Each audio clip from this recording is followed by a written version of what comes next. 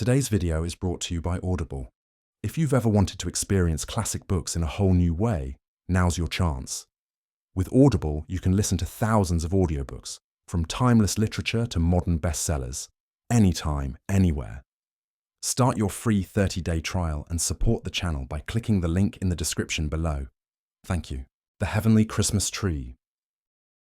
Fyodor Dostoevsky. Published 1876. I'm a novelist, and I suppose I have made up this story.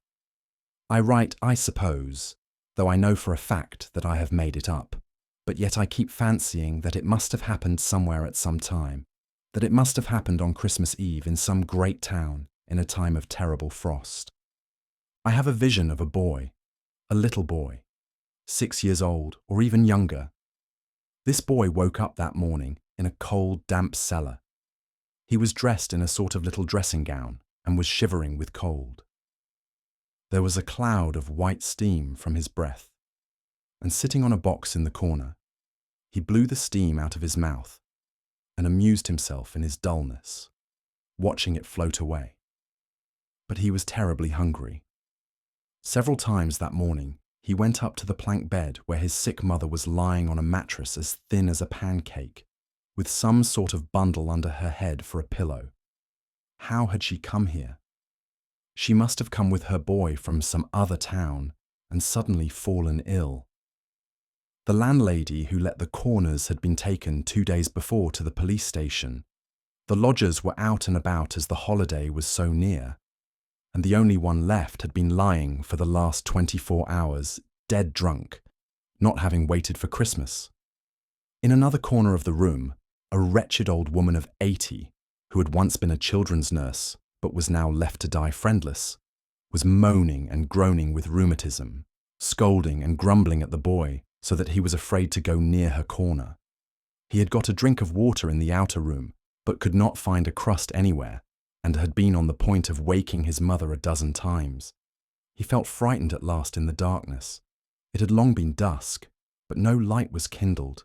Touching his mother's face, he was surprised that she did not move at all, and that she was as cold as the wall. "It is very cold here," he thought. He stood a little, unconsciously letting his hands rest on the dead woman's shoulders. Then he breathed on his fingers to warm them, and then quietly fumbling for his cap on the bed, he went out of the cellar. He would have gone earlier, but was afraid of the big dog which had been howling all day at the neighbour's door at the top of the stairs. But the dog was not there now, and he went out into the street. Mercy on us, what a town! He had never seen anything like it before. In the town from which he had come, it was always such black darkness at night. There was one lamp for the whole street. The little, low-pitched, wooden houses were closed up with shutters. There was no one to be seen in the street after dusk. All the people shut themselves up in their houses, and there was nothing but the howling of packs of dogs, hundreds and thousands of them barking and howling all night. But there it was, so warm, and he was given food while here. Oh dear, if he only had something to eat. And what a noise and rattle here! What light and what people, horses and carriages, and what a frost! The frozen steam hung in clouds over the horses, over their warmly breathing mouths. Their hooves clanged against the stones through the powdery snow, and everyone pushed so. And oh dear, how he longed for some morsel to eat, and how wretched he suddenly felt. A policeman walked by, and turned away to avoid seeing the boy. Here was another street. Oh, what a wide one! Here he would be run over for certain. How everyone was shouting, racing and driving along, and the light, the light. And what was this? A huge glass window, and through the window a tree reaching up to the ceiling. It was a fir tree, and on it were ever so many lights, gold papers and apples and little dolls and horses. And there were children clean and dressed in their best, running about the room, laughing and playing and eating and drinking something. And then a little girl began dancing with one of the boys. What a pretty little girl! And he could hear the music through the window. The boy looked and wondered and laughed, though his toes were aching with the cold and his fingers were red and stiff so that it hurt him to move them. And all at once the boy remembered how his toes and fingers hurt him, and began crying, and ran on. And again, through another window pane, he saw another Christmas tree, and on a table cakes of all sorts, almond cakes, red cakes and yellow cakes, and 3 grand young ladies were sitting there, and they gave the cakes to anyone who went up to them, and the door kept opening. Lots of gentlemen and ladies went in from the street. The boy crept up, suddenly opened the door, and went in. Oh, how they shouted at him and waved him back.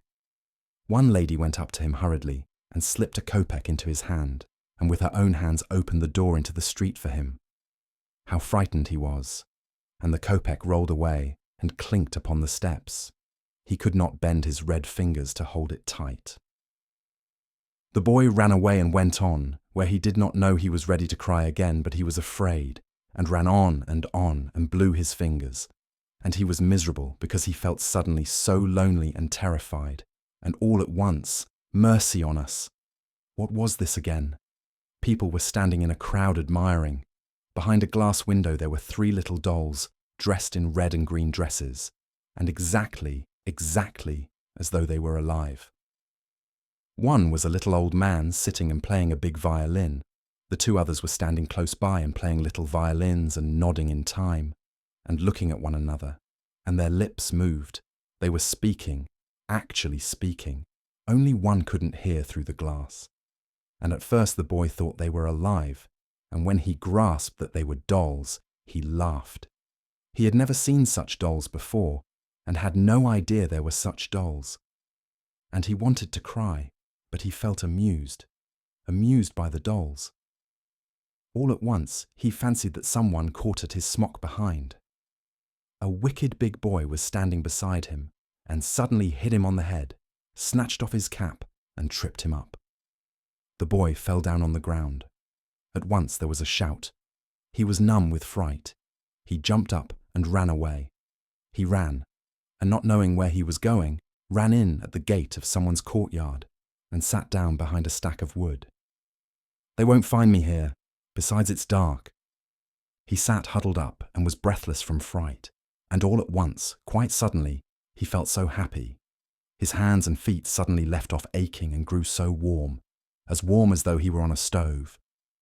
Then he shivered all over. Then he gave a start. Why, he must have been asleep. How nice to have a sleep here. I'll sit here a little and go and look at the dolls again, said the boy, and smiled thinking of them, just as though they were alive. And suddenly he heard his mother singing over him, "Mammy, I am asleep. How nice it is to sleep here." "Come to my Christmas tree, little one," a soft voice suddenly whispered over his head. He thought that this was still his mother. But no, it was not she. Who it was calling him, he could not see. But someone bent over and embraced him in the darkness, and he stretched out his hands to him, and all at once, oh, what a bright light! Oh, what a Christmas tree! And yet it was not a fir tree. He had never seen a tree like that. Where was he now? Everything was bright and shining, and all round him were dolls. But no, they were not dolls. They were little boys and girls, only so bright and shining. They all came flying round him. They all kissed him, took him, and carried him along with them, and he was flying himself. And he saw that his mother was looking at him and laughing joyfully. "Mammy, Mammy, oh, how nice it is here, Mammy." And again, he kissed the children and wanted to tell them at once of those dolls in the shop window. "Who are you boys? Who are you girls?" he asked, laughing and admiring them. "This is Christ's Christmas tree," they answered. "Christ always has a Christmas tree on this day for the little children who have no tree of their own." And he found out that all these little boys and girls were children, just like himself. That some had been frozen in the baskets, in which they had as babies been laid on the doorsteps of well-to-do Petersburg people. Others had been boarded out with Finnish women by the foundling and had been suffocated. Others had died at their starved mothers' breasts in the Samara famine. Others had died in the third-class railway carriages from the foul air. And yet they were all here. They were all like angels about Christ, and he was in the midst of them and held out his hands to them and blessed them and their sinful mothers. And the mothers of these children stood on one side weeping.